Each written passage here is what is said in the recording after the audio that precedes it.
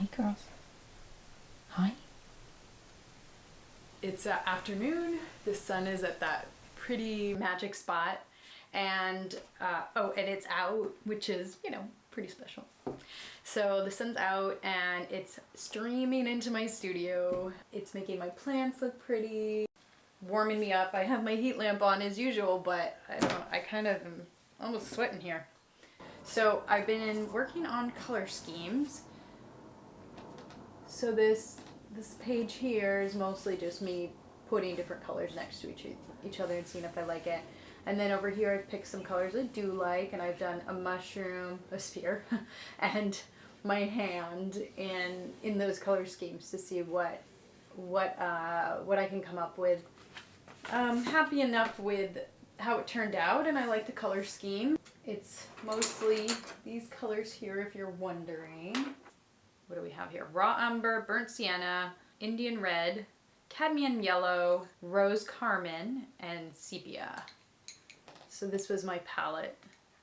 And you know, I just thought, I've been researching color palettes and what it all really means, and I just thought, how do you without the blues, without the whatever. I did this without blue and it worked out fine. I used the sepia as my blue. So I did that. I'm going to hopefully get in a little bit more painting time in before I have to parent some more.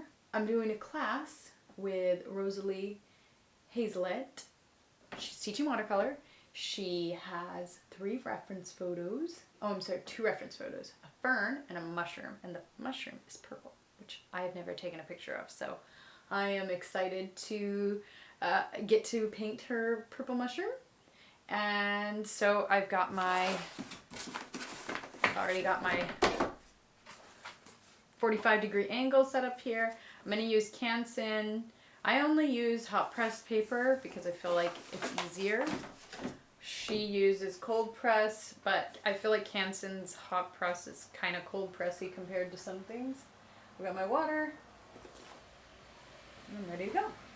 Or you can email that or airdrop it to another device like a laptop or an iPad. I am going to take her up on that and email it to myself. And it's really fun because you can zoom super far in and get all of those details. And I lay it directly on my screen, and then I'll go over, bring my thumb over to the right hand side. My subject is. And at first this might look like, what in the world is she doing? But after a little while it becomes really easy and you can do it. I'm recording this from my car. There was too much noise in my studio that I couldn't control, so I came out here. I hope that things will be better. One of the reasons I like painting mushrooms is that they're smooth, sometimes reflective, luminous. There's a lot of surface area that you can play around on. Flat surface area, I should say. I also find the human face, life drawing, insects, at least something like a beetle, coffee mugs, teacups, all of these have large surface areas where you can play around with the paint and watch it flow, move all over, watching the magic happen.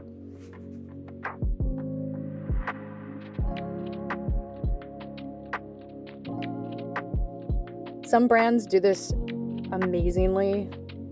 Core is my favorite for how much movement you see with the paint. All watercolor moves though.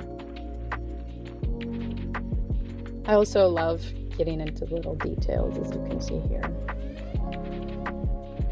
Backgrounds are also a super fun way to watch the paint move around, but I don't actually do them that often, at least not at the moment.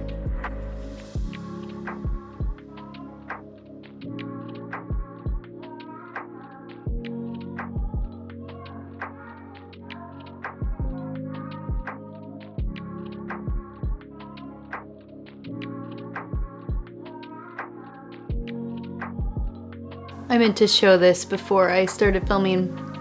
This is a palette for my Mijello set, and I haven't used it in maybe 6 months, maybe longer. And the paint that was on it, I think it's Mijello, but it's been long enough that I'm not really sure. I really don't like wasting paint, and this is not something that I feel like it matters so much what the color is. It matters more the tone, or the value. I interrupted myself there to tell you about my hate of waste, my hate of wasting paint. It was actually really hard for me to get back into art because I felt like I was wasting material. I like for everything I do to be as environmentally friendly as possible. Making art that I would throw away or stick in a drawer, never to be seen again, seemed wasteful. But practicing is important. Eventually I did accept it though, because I realized that having fun, enjoying the process, enjoying materials was super important for me as a person. Prior to getting back into art, I had been doing a lot of researching different things. I was consuming a lot of information, but I wasn't creating. I mean, I cooked food and grew people with it, but I wasn't creating anything just for the sake of creating. So I started making clothing, restructuring clothing. I was very comfortable with that because I felt it was environmentally friendly. I was dyeing clothes. I was also painting on clothes. And eventually I decided I wanted to make even better paintings on clothes. So I took a drawing class. It wasn't my first drawing class. It was basically a refresher. But after many years of not drawing, it was super helpful. I actually found drawing on paper to fit my lifestyle a lot better than sewing or anything to do with clothing because it's more portable. It works with travel. It works when you need to take your kid to a class and wait 2+ hours for them several times per week. Okay, back to the part where we were talking about fun. When I was researching what it meant to be an artist, I wasn't able to find any definite answer, which is super obvious to me now, but I didn't really realize at the time that I wasn't going to get an answer. And so I eventually decided for myself. What I decided to find an artist, it's whatever you want it to mean. You may have heard the quote, "The creative adult is the child who survived," by Ursula Le Guin. So for me, being an artist means being fully human, creating whatever we want, however we want to. It also means not comparing ourselves to others, but following our own path. And this can be really, really hard. This can be challenging sometimes, tiring, painful, possibly, but most of all, the art that we make should be lighting us up. It should be fun. It should bring us joy. Should isn't the right word. It can be something that lights us up. It can also be a way that we can express ourselves, a way to bring attention to something that matters a lot to us, that may be something that we want to matter to others. There were many times in my life where I forgot how to have fun, how to seek out joy or pleasure. For me, being an artist means that it's my job not to ever forget those things. Of course, I can be self-critical and I can compare myself to others, but that never feels good. That never feels productive. That never feels right. I try to remember to be inspired by others, but to remember that we're all on a different part of the path of life in general, I suppose, but specifically this is the path of the artist.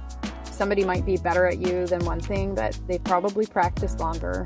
And so wherever I am on that path, if there's something I want to be able to do, if I practice enough, I should be able to get good at it. And I may be more of a beginner than some of those that I admire, but that's all. That's all it is. And it's fine. I'm just on a different part of the timeline. I'm not inferior. Thank you for painting with me today and being part of my fun, sharing in my joy. These mushrooms were seriously way too much fun to make. I will see you in the next one.